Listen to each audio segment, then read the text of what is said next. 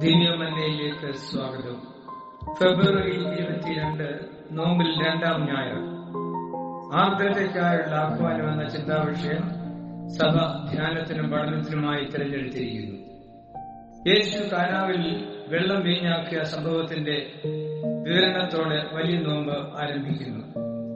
തുടർന്ന് ഹോശാനയ്ക്ക് മുമ്പുള്ള ഞായർ വരെ യേശു നൽകിയ സൗഖ്യദായക സംഭവങ്ങളെ ധ്യാനത്തിന് വിഷയമാക്കുന്നു. ആർദ്രതയുടെയും അളവില്ലാത്ത സ്നേഹത്തിന്റെയും ആൾരൂപമായ കർത്താവിനെയാണ് ഈ സംഭവങ്ങളിൽ കാണുന്നത്. മശിഹ മനുഷ്യന്റെ പ്രശ്നങ്ങളിൽ ക്രിയാത്മകമായി പ്രതികരിക്കുന്നു എന്ന മഹത്തായ ആശയം ഇവിടെ ദൃശ്യമാണ്. ലോകരക്ഷകൻ മനുഷ്യനിൽ നിന്നും അകന്നു നിൽക്കുന്ന ദൈവമല്ല, മനുഷ്യനോടുകൂടെ അവന്റെ ആകുലതകളെയും വേദനകളെയും പങ്കിടുന്നവനാണ്. അതിനാൽ യേശു നൽകുന്ന സൗഖ്യത്തിന്റെ ചരിത്രം സുവിശേഷകർ സവിശേഷതകളോടെ ആലേഖനം ചെയ്യുന്നു. അതേസമയം വ്യക്തമായ ദൈവശാസ്ത്ര വിചിന്തനങ്ങളും ഈ വിവരണങ്ങളുടെ പശ്ചാത്തലത്തിൽ കാണാം. രോഗം ശാരീരികവും മാനസികവുമായ അസ്വസ്ഥത സൃഷ്ടിക്കുന്ന അനുഭവമാണ്. ഈ അവസ്ഥയിൽ യേശു നൽകുന്ന സൗഖ്യം ശരീരത്തിനും മനസ്സിനും ഒരുപോലെ അനുഗ്രഹമാണ്. ഇത് പ്രാപിച്ച് പുതിയ ജീവിതശൈലി തുടരണമെന്ന് കർത്താവ് പഠിപ്പിച്ചു. അതോടൊപ്പം തള്ളപ്പെട്ടവരെ സമൂഹത്തിന്റെ മുഖ്യധാരയിൽ എത്തിക്കുവാൻ കർത്താവ് ശ്രദ്ധിച്ചിരുന്നു. അതിനാൽ യേശു നൽകിയ സൗഖ്യം വിശാലമായ അർത്ഥതലങ്ങളിൽ കാണേണ്ടതാണ്. സുവിശേഷങ്ങളിൽ ആലേഖനം ചെയ്തിരിക്കുന്ന സൗഖ്യദായക ചരിത്രങ്ങൾ ഓരോന്നും നിസ്തരവും വ്യക്തമായ ലക്ഷ്യങ്ങൾ ഉള്ളതുമായിരുന്നു. നോമ്പിന്റെ ദിനങ്ങളിൽ അവയെ ആഴമായി മനസ്സിലാക്കണം. ഇതാണ് സഭ പ്രതീക്ഷിക്കുന്നത്. 1-ാം പാഠഭാഗം രൂത്ത് 2:4 മുതൽ 7 വരെ. രൂത്ത് ബോവസിന് പ്രകടമാക്കുന്ന കരുതലിന്റെയും സ്നേഹത്തിന്റെയും വർണ്ണനയാണ് വേദഭാഗം. ദൈവത്തിലുള്ള ആശ്രയം മാത്രം കൈമുതലാക്കി വിശ്വാസത്തോടെ ജീവിച്ച രൂത്തിന് ലഭിക്കുന്ന അനുഗ്രഹങ്ങൾ ഇവിടെ കാണുന്നു.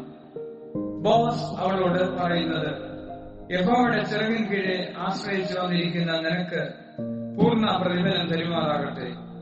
ദൈവത്തിലുള്ള പൂർണ്ണമായ വിശ്വാസമാണ് നമ്മെ നന്മയിലേക്ക് നയിക്കുന്നത്. ദൈവം വീണ്ടെടുപ്പുകാരനുമാണ്. ഈ ചിന്തയുടെ വിശദീകരണമാണ് വേദഭാഗം. 2-ാം പാഠഭാഗം എഫേസ്യർ 4:25 മുതൽ 32 വരെ. വിശ്വാസ ജീവിതത്തിൽ നാം സ്വീകരിക്കേണ്ട മനോഭാവങ്ങളുടെ വിവരണം ഇവിടെ കാണുന്നു. പോഷ്കും കോപവും ഉപേക്ഷിച്ച് സത്യത്തിന്റെ സാക്ഷികളാകാൻ അപ്പോസ്തലൻ ആഹ്വാനം ചെയ്യുന്നു. അതോടൊപ്പം ക്ഷമ എന്ന ആത്മീയ അനുഭവത്തിന് ജീവിതത്തിൽ മുഖ്യസ്ഥാനം നൽകണം. ക്രിസ്തുവിൽ വെളിപ്പെട്ട ഈ നന്മകൾ നാം പിന്തുടരണം. ലേഖനഭാഗം 1 യോഹന്നാൻ 3:13 മുതൽ 24 വരെ. യേശുവിൽ കൂടെ ദൈവസ്നേഹം മനസ്സിലാക്കിയ വിശ്വാസികൾ ആ അനുഭവത്തിന്റെ സാക്ഷികളാകണം. സ്നേഹം ആത്മാർത്ഥവും ത്യാഗം സഹിക്കുന്നതുമാകണം. ഇത് പരസ്പരം പങ്കിടുമ്പോൾ യേശു വിഭാവന ചെയ്ത ദൈവരാജ്യം ലോകത്തിന് മനസ്സിലാകും. അതിന്റെ വക്താക്കളായി നാം വിളിക്കപ്പെട്ടിരിക്കുന്നു.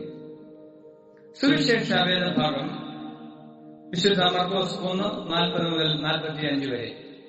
യേശു ക്രിസ്തു നൽകിയ സൗഖ്യദായക ചരിത്രത്തിലെ ശ്രദ്ധേയമായ ഒരു സംഭവമാണ് ഇവിടെ കാണുന്നത്. സമവീക്ഷണ സുവിശേഷകർ പ്രാധാന്യതയോടെ ഇത് രേഖപ്പെടുത്തുന്നു. വിവരണങ്ങളിൽ ചില വ്യത്യാസങ്ങൾ ദൃശ്യമാണെങ്കിലും ആശയങ്ങളിൽ യാതൊരു വ്യതിയാനവും കാണുന്നില്ല. കർത്താവ് നൽകുന്ന സൗഖ്യത്തിന്റെ വൈശിഷ്ട്യങ്ങൾ ഈ സംഭവത്തിൽ ദൃശ്യമാണ്. വേദപുസ്തക കാലഘട്ടത്തിലും പിന്നീട് ദീർഘമായ നാളുകളിലും കുഷ്ഠരോഗം വളരെ പരിതാപകരമായിരുന്നു. കുഷ്ഠരോഗിയെ സമൂഹം ബഹിഷ്കൃതമാക്കിയിരുന്നു. ന്യായപ്രമാണ പ്രകാരം ഇത്രയധികം അസ്പൃശ്യത കൽപ്പിച്ച മറ്റൊരു രോഗവുമില്ലായിരുന്നു. കുഷ്ഠരോഗത്തെ ഭീതിയോടെയാണ് വീക്ഷിച്ചത്. അതിനാൽ പഴയ നിയമത്തിൽ കുഷ്ഠരോഗത്തെക്കുറിച്ചുള്ള വിവരണവും അത് സംബന്ധമായ നിർദ്ദേശങ്ങളും തീവ്രമായിരുന്നു. പെട്ടെന്ന് മറ്റുള്ളവരിലേക്ക് വ്യാപിക്കുവാൻ സാധ്യതയുണ്ടെന്ന ചിന്തയിലാണ് നിബന്ധനകൾ കർശനമാക്കിയിരുന്നത്. കോവിഡിന്റെ കാലത്തെ ഓർമ്മകൾ കുഷ്ഠരോഗത്തെക്കുറിച്ചുള്ള വേദപുസ്തക ചിന്തകൾ മനസ്സിലാക്കാൻ സഹായകരമാണ്. പഴയ നിയമ പശ്ചാത്തലത്തിൽ കുഷ്ഠരോഗത്തിന്റെ സങ്കീർണതകളെ മനസ്സിലാക്കേണ്ടതാണ്. യഹൂദ ചരിത്രകാരനായിരുന്ന ജോസിഫസ് പറയുന്നത്, "There was no disease more terrible than leprosy. It was literally a living death. Lepers were treated as if they were in effect dead man." കുഷ്ഠരോഗിയെ മൃതദേഹത്തെ പോലെ പരിഗണിച്ചിരുന്നതിനാൽ അവർ അനുഭവിച്ച മാനസിക സംഘർഷം തീവ്രമാണ്.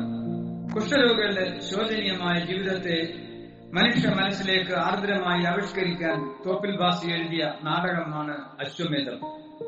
ഈ നാടകം സമൂഹത്തിൽ ശക്തമായ സ്വാധീനം ഉളവാക്കി. വേദപുസ്തക ചിന്തകൾ തോപ്പിൽ ഭാസിയെ സ്വാധീനിച്ചിരുന്നു.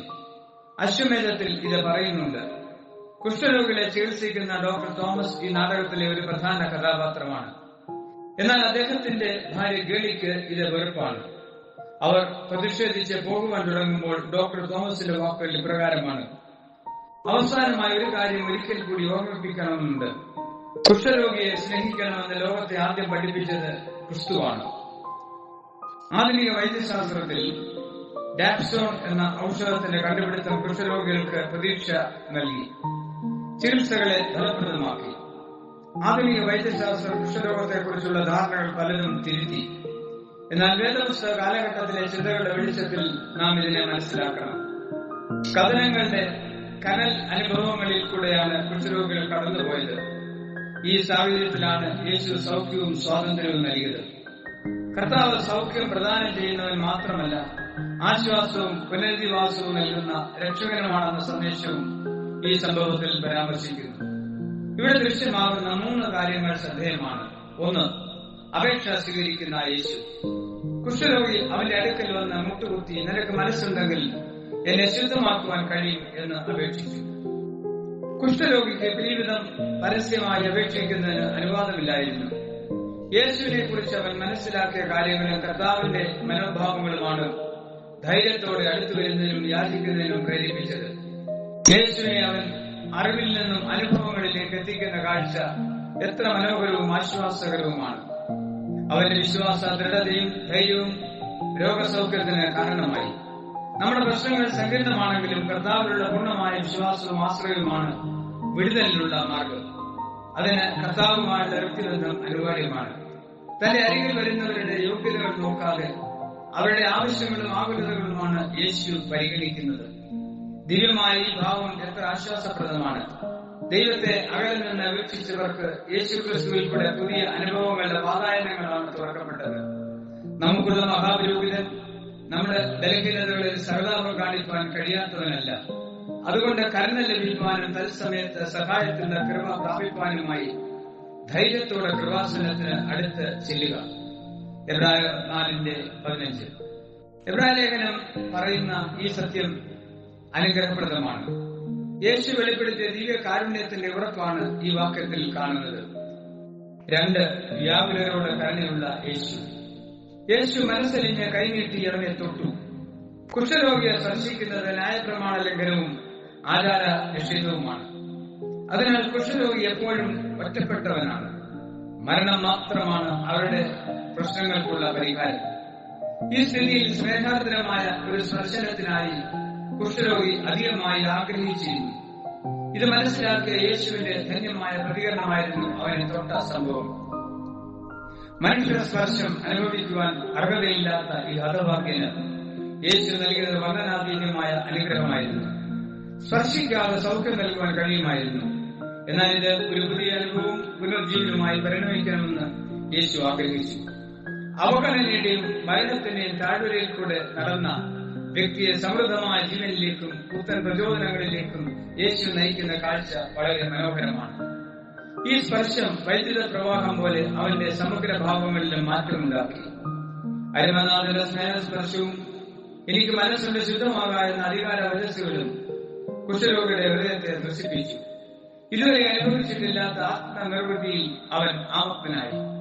യേശു നൽകുന്ന സൗഖ്യത്തിന്റെയും സാന്ത്വനത്തിന്റെയും ഒരു പൂർണ്ണ ചിത്രമാണ് ഇവിടെ കാണുന്നത്.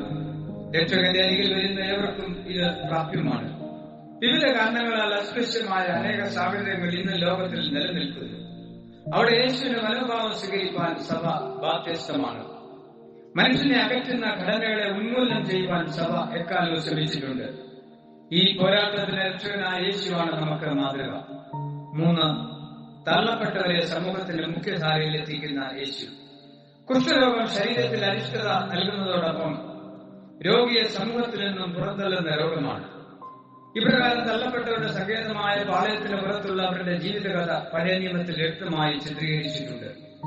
നരകതുല്യമായ ജീവിതമാണ് അവിടെ ഉണ്ടായിരുന്നത്. ഈ ദുരവസ്ഥയിൽ നിന്നും സമഗ്രമായ വിമോചനമാണ് യേശു കുഷ്ഠരോഗിക്ക് നൽകിയത്.